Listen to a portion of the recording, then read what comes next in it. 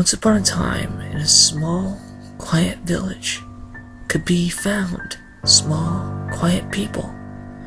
The people weren't small in stature, but in demeanor. The very few times anyone would happen into the village, either passing through or perhaps a trade, they would always note the same things about the villagers.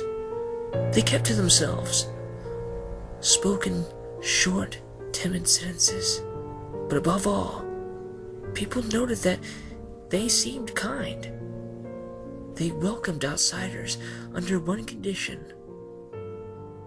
do not go into the woods. Most people wrote it off as a local superstition. This was until one day when a young man came into the village. He was a charismatic man that everyone took to. Unfortunately, he was also very brash and ignored the warnings of the local blacksmith, the oldest man in the village, and also the only one old enough to remember what happened the last time someone entered those evil woods. He told the young man that an evil lurked deep in the woods that would possess and corrupt even the kindest soul, turning him against his fellow man. The young boy laughed it off and left to see what wonders the forest may hold. He did not return for 3 long nights, during which the blacksmith barricaded his door from the inside and urged the townsfolk to do the same.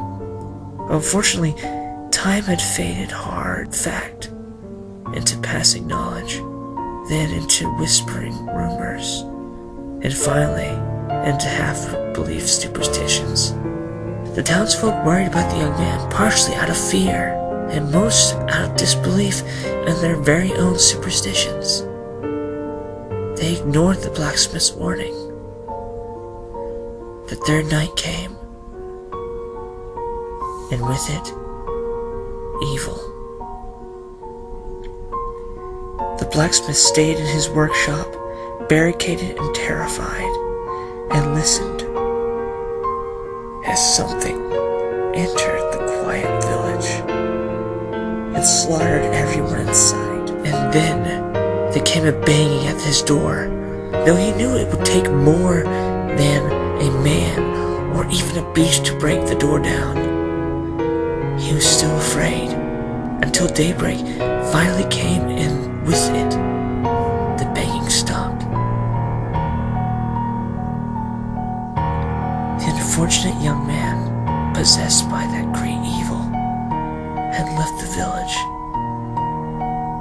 However, they say that if you go into the village at night and listen closely, you can still hear him searching for his final victim, for screaming madly, "Where's the blood?"